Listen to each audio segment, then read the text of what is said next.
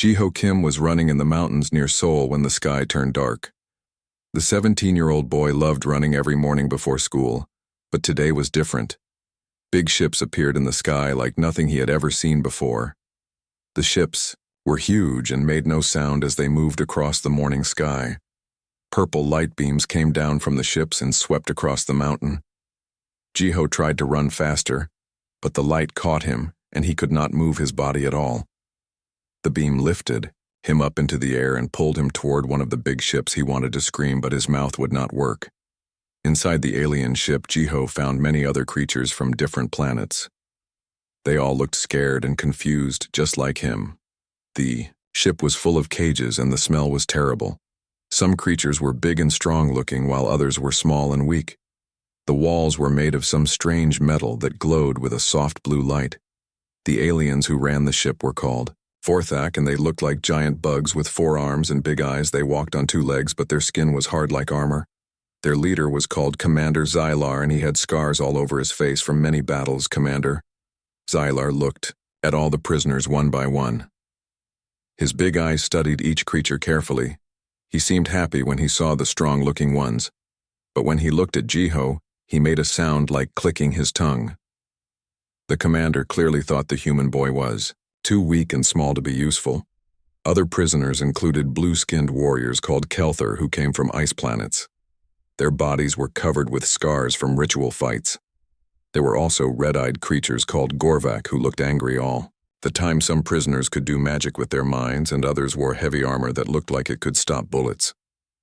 Jiho felt very small and weak compared to all these alien warriors. He was just wearing his running clothes and sneakers, while the others had weapons and armor.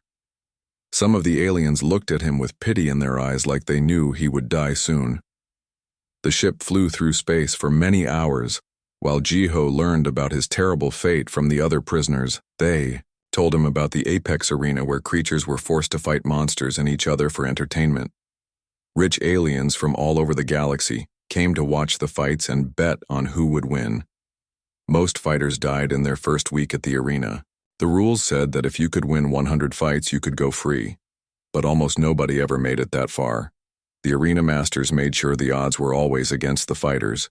They wanted good shows for the paying customers, not too many survivors. During the long trip, Jiho listened to stories about the arena.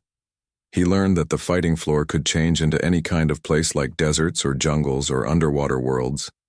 The creatures they fought against were brought from the most dangerous planets in the galaxy. Some were so deadly that even trained soldiers feared them. An old Kelthar warrior named Borak sat near Jiho during the journey. Borak had many scars and was missing one eye from previous battles.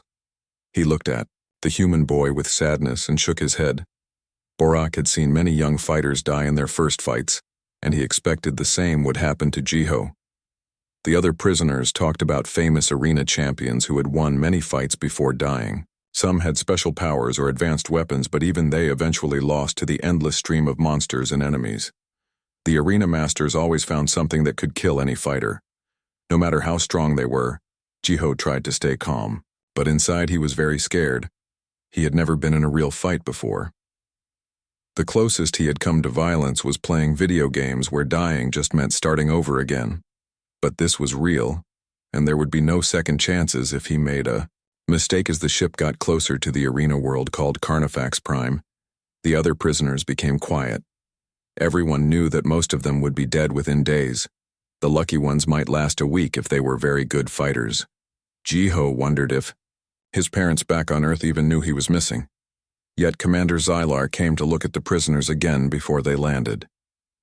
He stopped in front of Jiho and made more clicking sounds. The translation device in Jiho head let him understand that the commander was telling another Vorthak that the human would probably die in his first fight. The ship finally landed, and Jiho could see the arena through a small window. It was a massive building that reached up into the clouds. The walls were made of crystal and reflected the light from 2 suns. The structure was so big it looked like a small city. Guards came to take the prisoners off the ship. They were also Vorthak, but bigger and stronger than the crew members. Each guard carried weapons that shot energy beams and wore thick armor. Jiho noticed that even the tough-looking alien warriors seemed afraid of these guards. The prisoners were marched through long hallways toward the holding areas. Jiho could hear sounds of fighting coming from somewhere in the building, along with the roars of alien crowds. The noise got louder as they walked deeper into the arena. Complex.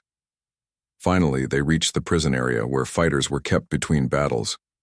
The cells were small and had only basic beds and food dispensers. The walls were made of some kind of force field that would shock anyone who touched it. Guards patrolled constantly to make sure no one tried to escape. Jiho was put in a cell by himself while the stronger prisoners were grouped together in larger cells. Through the force field walls, he could see other fighters who had been in the arena for longer. Some had terrible scars, while others were missing arms or legs from previous battles. As night came on the alien world, Jiho lay on his hard bed and thought about home. He wondered if he would ever see his family again, or if he would die tomorrow in front of cheering crowds. The sounds of the arena never stopped as fights continued around the clock to entertain visitors from across the galaxy. The next morning came too soon for Jiho. Guards brought him basic armor that was too big for his small body, and a plasma sword that felt heavy in his hands. The weapon hummed with energy, but Jiho had no idea how to use it properly. The armor was scratched and dented from previous fighters who had probably died wearing it. Other new prisoners were also getting ready for their first fights. The atmosphere was like a funeral, as everyone expected to die soon. An old Malaki fighter with tentacles for arms tried to show Jiho how to hold the plasma sword, but there was no time for real training. Arena Master Malakar was a huge Vorthak who controlled all the fights. He was even bigger than Commander Xylar and wore expensive clothes covered with jewels. Malakar looked at the new fighters like they were pieces of meat. He pointed at different prisoners and told his assistants which monsters they should fight first. When Malakar pointed at Jiho, he laughed and made clicking sounds to his friends. The arena master clearly thought the human boy would provide a few minutes of entertainment before being killed. The other Vorthak laughed too as they looked at the small, weak-looking human. Jiho was led through tunnels under the arena floor toward the fighting area. Above him, he could hear thousands of alien voices cheering and making noise. The sound was so loud it made his ears hurt. Guards pushed him forward when he walked too slowly. The tunnel ended at a big metal door that slid open when the guards pressed a button. Beyond the door was the arena floor, which had been set up to look like a rocky canyon with narrow paths and small caves. The fake rocks looked very real, and the floor was covered with sand-bright lights, shone down from above where floating platforms held thousands of spectators from many different species. Jiho could see aliens with tentacles, others with multiple heads, and some that looked like living crystals. All of them were watching him and waiting for the show to begin. A loud voice spoke in many languages at once, announcing that the human fighter would face a razor claw from the death world of Terminus 7. The crowd made excited noises when they heard this, because razor claws were known for killing their prey quickly. The monster that came out of the opposite tunnel was like something from a nightmare. It stood on 6 legs and had claws as long as swords. Its skin was covered with natural armor that looked harder than steel. The creature's head had 4 eyes and a mouth full of sharp teeth. The razor claw roared when it saw Jiho, and the sound echoed around the arena. The crowd cheered louder, expecting to see the small human torn apart within seconds. Some aliens were already collecting their winnings from bets they had made on how quickly Jiho would die. But as the monster charged toward him, Jiho's mind worked differently than other fighters. Instead of trying to meet the attack head-on like a warrior, he turned and ran toward the narrow canyon paths. His small size let him fit through spaces where the big razor claw could not follow. The crowd became confused as they watched the human avoid fighting instead of standing and battling like other prisoners. Did some aliens booed because they wanted to see blood, not a chase? But others became interested in this strange new fighting style. Jiho led the razor claw into a narrow passage between 2 rocks. The monster got stuck trying to follow him, and could not use its powerful claws effectively. While the creature struggled to get free, Jiho attacked its exposed joints where the armor was thinner. The plasma sword cut through the soft spots between the armor plates. The razor claw roared in pain and tried to back out of the narrow space, but Jiho kept attacking the same weak points over and over again. Soon the monster was bleeding badly and moving much slower. when the Razor Claw finally got free from the narrow passage. It was badly wounded and angry. It charged at Jiho again, but this time he was ready. He had found a loose rock on the ground and threw it at one of the creature's eyes. The rock hit perfectly, and the monster stumbled. While the Razor Claw was confused and hurt, Jiho ran to another narrow area and repeated his attack. He kept using the terrain to his advantage and attacking only when the monster could not fight back effectively. The crowd was now completely silent, watching something they had never seen before. After many minutes of this unusual fighting, the Razor Claw collapsed from blood loss and exhaustion. It had been defeated not by strength or speed, but by intelligence and creativity. The silence in the arena was broken by a few surprised cheers from aliens, who had bet against the odds. Jiho stood over his defeated enemy, breathing hard and covered with sweat. He had won his first fight, but he knew this was only the beginning. The arena masters would not let him use the same tactics again, and his next opponent would be even more dangerous. News of Jiho. Strange victory spread quickly through the arena complex. Aliens who worked there had never seen a fighter win by running away and using tricks instead of strength. Some dismissed it as luck, while others wondered if this human species might be more interesting than they first thought. Arena Master Malachar was not happy about the unexpected result. He had been counting on the human dying quickly to satisfy the bloodthirsty crowd. Now he had to find new opponents that could handle this unusual fighting style. The Arena Master called his scientists to study human biology and psychology. Jiho's second fight was scheduled for 3 days later. This gave him time to recover and observe other battles from his cell. He watched through force field windows as different species fought monsters and each other. He began to notice patterns in how creatures attacked and defended. The prison area had fighters from many different species, and Jiho listened to their conversations through his translation implant. He learned about various fighting techniques, weapons, and the weaknesses of different monster types. Some of the older fighters had survived dozens of battles and knew many secrets. Borak, the scarred Kelthar warrior, began talking to Jiho through the cell walls. At first, Borak thought the human had just been very lucky, but after hearing Jiho questions about fighting tactics, he realized the boy was actually thinking deeply about combat in ways most fighters never did. For his second fight, the arena floor was changed into a flat circular pit with high walls and no places to hide. Jiho's opponent was a Gorvak berserker named Thurak, who stood twice as tall as the human and had cybernetic implants that made him even stronger. The crowd expected this fight to be over very quickly.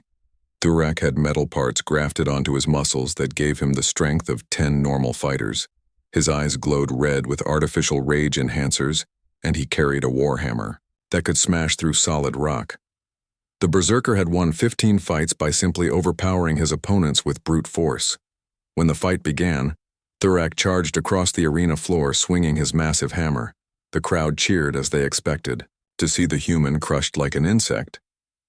But Jiho had spent 3 days studying berserker fighting patterns from watching other battles. Instead of dodging to the side like most fighters would, Jiho dropped flat on the ground and rolled between Thurak's legs. As the berserker ran past him, Jiho slashed with his plasma sword at the cables that connected the cybernetic implants to Thurak.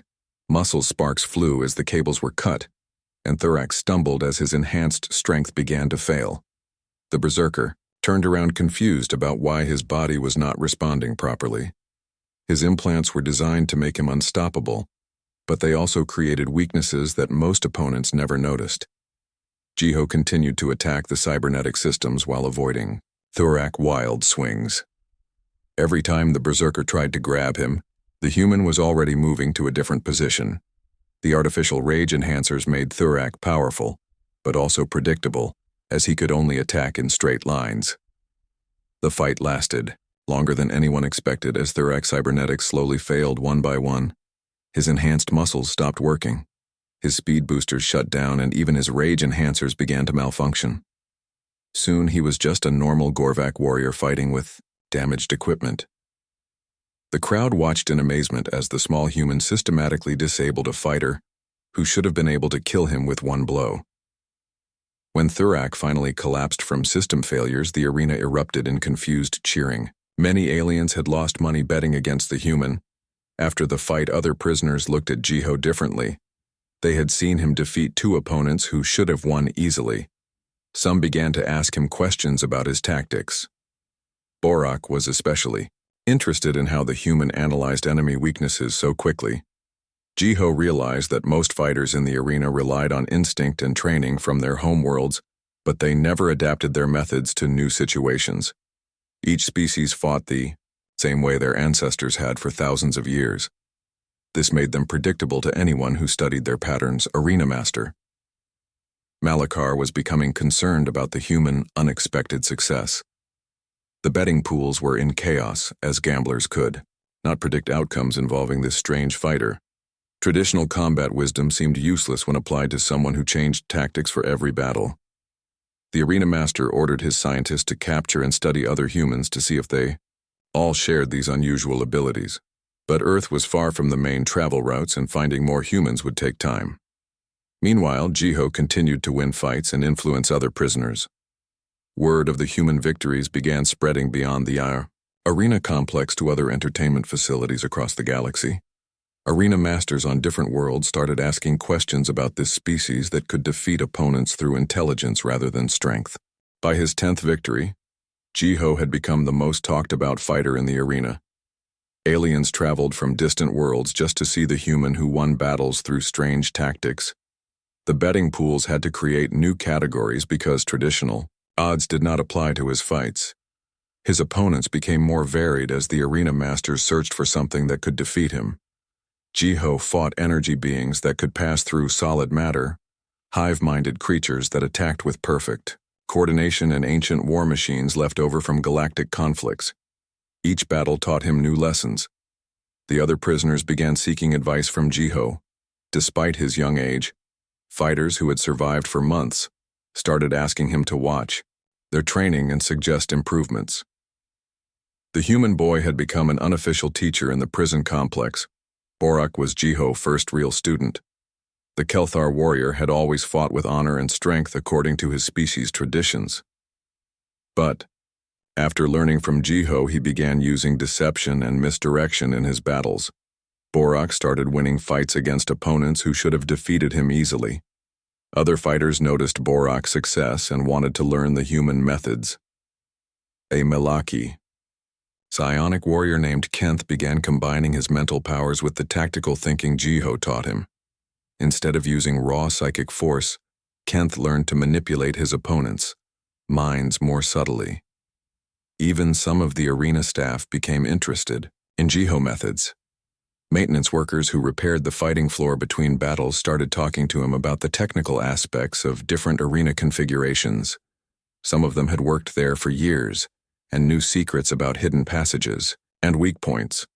Arena Master Malakar was not pleased with these developments. The human was introducing chaos into a system that had worked the same way for centuries. Traditional fighting was predictable, which made it easier to control outcomes for gambling purposes. This new approach threatened the entire business model. Commander Xylar, who had originally captured Jiho, suggested a solution to the Arena Master problem. They would pit the human against their ultimate weapon, the apex beast. This genetically engineered monster had never lost a fight and would end the human winning streak permanently. The apex beast was kept in a special containment facility beneath the arena. It had been created by combining the deadliest traits of creatures from across the galaxy. The monster was 20 feet tall with armored skin, poisonous spines, energy projection abilities, and regenerative powers. No prisoner had ever survived more than 30 seconds against the apex beast. It was designed to be the perfect killing machine capable of adapting to any fighting style. The arena masters used it only for special occasions when they wanted to guarantee a spectacular death. Jiho learned about the coming fight from other prisoners who had connections among the arena staff. Everyone agreed that this would be his final battle. The apex beast had killed over 50 champions, including some of the greatest fighters in galactic history, but Jiho had been preparing for such a challenge since his first victory. He had been building relationships throughout the arena complex, not just with other prisoners but with guards, maintenance workers, and even some of the lower-ranking arena officials. The human had a gift for treating everyone with respect regardless of their position in the hierarchy. This was unusual in a place where violence and domination ruled daily life. Many aliens had never experienced genuine kindness from a fighter before. Jiho also continued studying every available recording of previous Apex Beast battles. He analyzed the monster attack patterns, its preferred tactics, and the mistakes made by previous opponents. The human noticed details that other fighters had missed in their final moments. More importantly, Jiho had been sharing his knowledge freely with other prisoners. He taught them not just fighting techniques but also how to observe, analyze, and adapt to new situations. This created an informal network of allies throughout the prison complex. Some of the arena staff had grown fond of the respectful human boy who never demanded special treatment or threatened anyone. Guards who were used to dealing with violent criminals found Jiho politeness refreshing. Maintenance workers appreciated that he asked about their jobs and listened to their problems. As the date for the Apex Beast fight approached, Jiho began making subtle requests to his contacts throughout the arena. He asked maintenance workers about the structural details of the fighting floor. He questioned guards about security procedures during special events. The human was not just preparing to fight a monster, he was planning something much bigger that would change the arena forever. But he kept his true intentions secret, knowing that speaking too openly would alert the arena masters to his real plan. The day of Jiho's fight against the Apex Beast was declared a galactic holiday. Wealthy aliens traveled from across the galaxy to witness what everyone believed would be the human final battle. The arena was packed with more spectators than had ever attended a single fight before. Special viewing platforms were added to accommodate the crowds, and the betting pools reached record levels. Most aliens wagered on how quickly the human would die, with the longest odds being 30 seconds. Very few believed he could last even 1 minute against the ultimate fighting machine. The arena floor was configured as a massive circular platform with energy barriers preventing escape. There was nowhere to hide and no terrain advantages to exploit. This setup had been chosen specifically to prevent Jiho from using his usual evasive tactics. Arena Master Malachar personally introduced the fight, speaking to the crowd about the legendary Apex Beast and its perfect record. The Arena Master was confident that this spectacle would restore order to his facility and end the chaos caused by human fighting methods. As Jiho entered the arena, he appeared calm despite facing impossible odds. Over the months of fighting, he had learned to control his fear and use it as another tactical tool. The crowd fell silent as they got their first good look at the small human who had defied all expectations.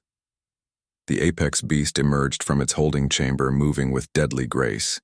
Its multiple eyes focused on Jiho, while various weapon systems built into its body began charging with energy. The monster had been designed by the galaxy's best scientists to be absolutely unstoppable, but Jiho had not spent the waiting time idle. He had convinced several maintenance workers to make small modifications to his armor systems.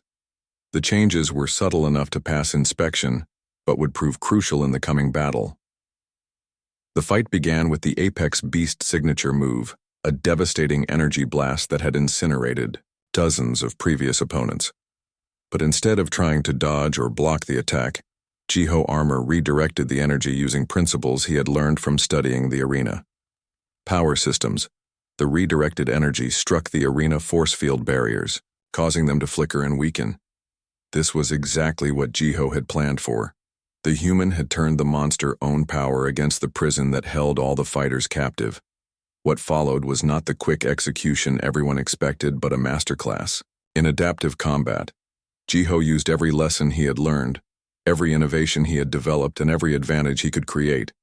The battle lasted over an hour, with the crowd growing more excited with each passing minute. The Apex Beast grew increasingly frustrated as its opponent refused to die according to the program's scenarios. The monster had been designed to kill quickly and efficiently, but Jiho tactics forced it into a long, grinding battle that wore down its systems.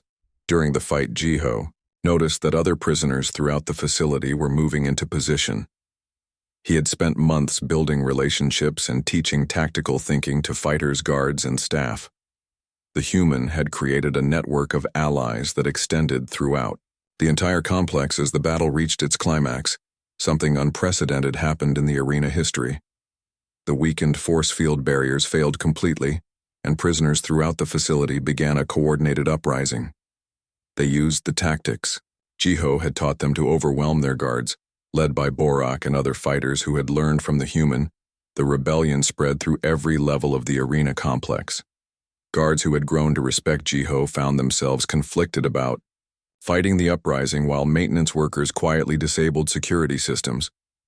The apex beast finally fell not just from its wounds, but from system overloads caused by the chaos throughout the facility. Emergency protocols activated automatically as the uprising spread, but the rebels were ready for this, having learned about the systems from friendly staff members. Jiho stood over his defeated opponent as alarms blared throughout the arena complex. Around him, the spectator platforms were in chaos as wealthy aliens tried to flee the facility, while fighting continued in the corridors below. Their entertainment had become a revolution. The uprising that began during Jiho's fight with the apex beast spread far beyond the arena complex. Videos of the human teenager defeating the ultimate champion were transmitted across communication networks throughout the galaxy. The images inspired oppressed peoples on countless worlds. Arena Master Malakar and his Vorthak overlords found their empire crumbling as prisoners in facilities across the galaxy began following Jiho. Example, the human had introduced concepts of adaptive thinking and collaborative resistance that authoritarian systems could not counter effectively. On dozens of worlds, slave fighters broke free from their captors using tactics they had learned from recordings of human battles. The idea that intelligence could triumph over brute force sparked revolutions among species that had been oppressed for centuries. The Galactic Council, which had ignored the arena system for decades, was forced to respond as member worlds reported widespread uprisings. The Council had always maintained that different species should handle their own internal affairs. But the human-inspired revolts crossed all boundaries. Jiho found himself representing not just Earth but all oppressed peoples throughout the galaxy. He had never asked for this responsibility, but his actions had made him a symbol of resistance against injustice. The young human was invited to address the Galactic Council directly. At the council meeting, Jiho spoke simply about the basic right of all thinking beings to be free. He did not use complex political language or make demands. Instead, he asked the gathered representatives to imagine how they would feel if their own children were forced to fight for entertainment. The speech was broadcast live across the galaxy, and its impact was immediate. Populations on worlds throughout known space began demanding that their governments support the abolition of the arena system.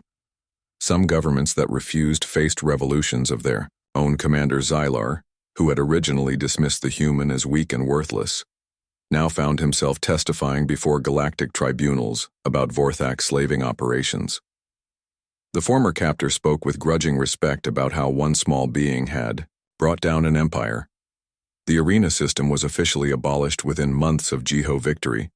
New laws were established protecting the rights of all sentient beings regardless of their species or origin. Military slavery was banned and existing. Prisoners were freed with compensation for their suffering. Jiho eventually returned to Earth, but his impact on galactic civilization was permanent. Humans were invited to join the Galactic Council as equals, and Earth became a center for diplomatic training where aliens learned about human concepts of justice and equality. Military academies across the galaxy began studying human tactical innovations. Courses were created, teaching adaptive thinking and collaborative problem-solving. The rigid hierarchies that had dominated galactic military thinking for millennia began changing to incorporate human flexibility.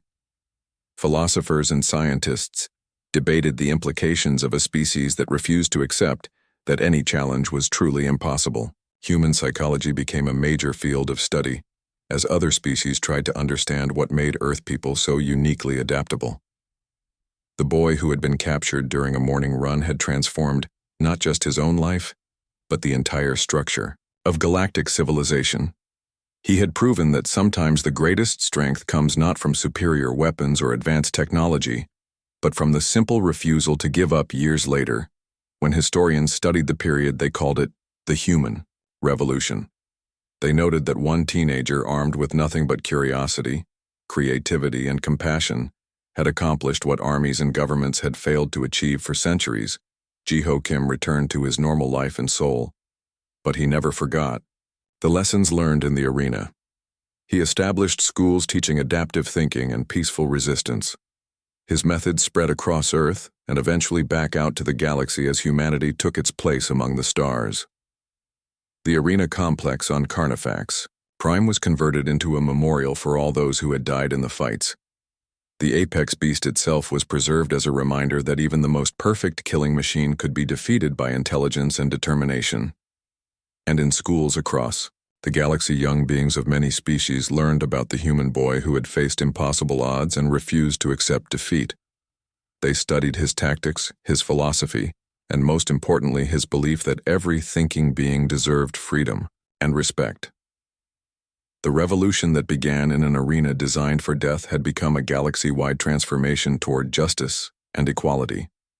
It proved that sometimes the most powerful weapon against oppression is simply the courage to think differently and never give up hope.